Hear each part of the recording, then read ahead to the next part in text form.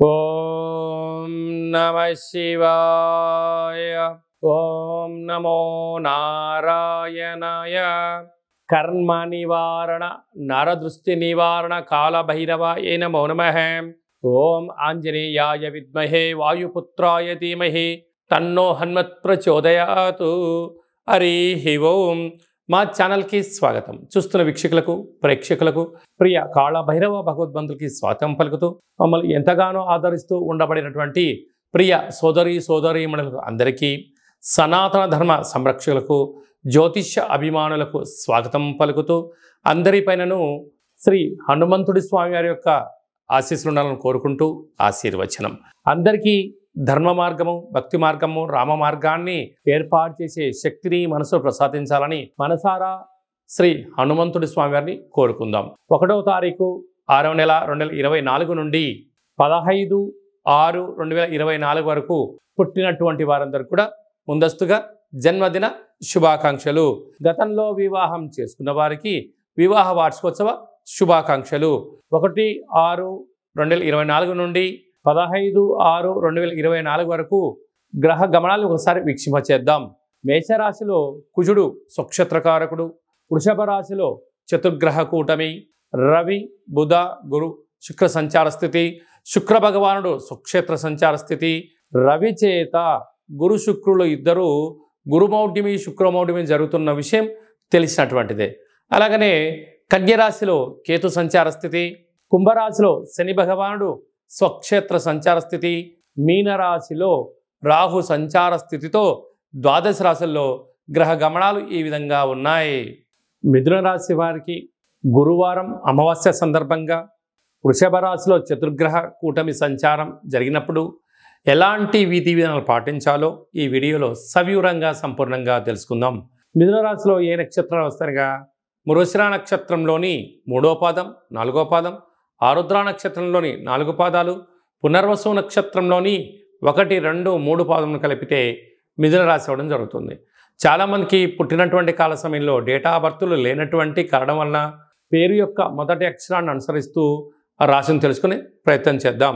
కా, కి, కు, ఖం, అజ్ఞ, చ, కే, కో, హ అక్షరాల వారందరూ కూడా మిథున రాశి జాతకులే. మిథున రాశి యొక్క అధిపతి బుధ భగవానుడు. వీరికి అర్ధాష్టమ కేతు కరడం వలన ఈ యొక్క సంవత్సరంలో ఆదాయ వ్యయాల పరిస్థితులు ఏంటంటే ప్రతిదీ సమస్థితిలోనే ఉంటుంది. మీరు ఎంతైతే కష్టపడతారో, మీకు ఎంతైతే అవసరం ఉందో అంతే డబ్బులు వచ్చే పరిస్థితి ఉంటుంది.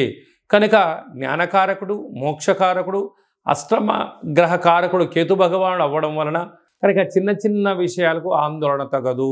వృత్తులలో, ఉద్యోగాల్లో, వ్యాపారంలో అనుకున్నంత విజయం సాధించలేకపోయినను ఆటంకాలు ఉండవు.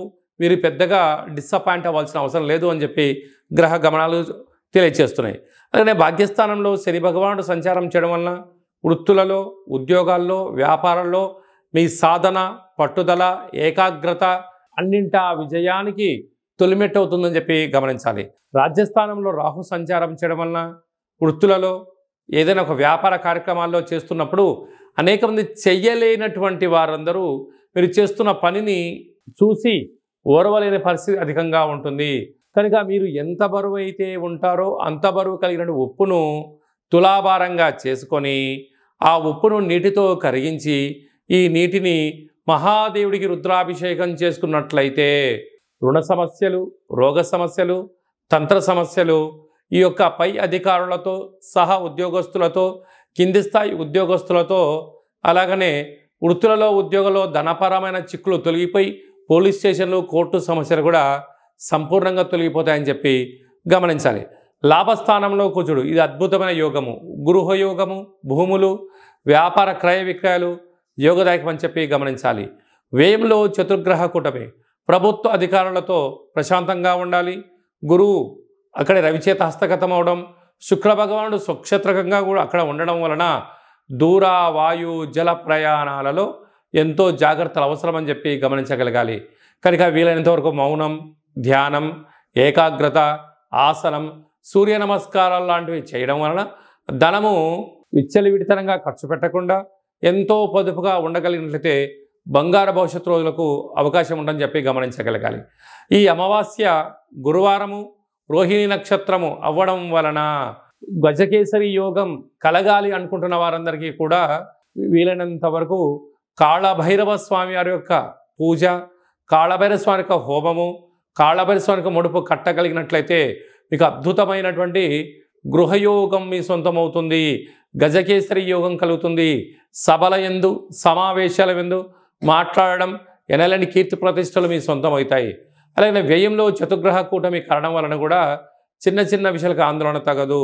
మృగశిర నక్షత్ర జాతకులకు బార్డరు, న్యావీ, పోలీస్, ఎయిర్పోర్ట్స్, రక్షణ శాఖలో ఉండబడిన వారందరికీ చాలా మంచి కాలం అని చెప్పి గమనించాలి.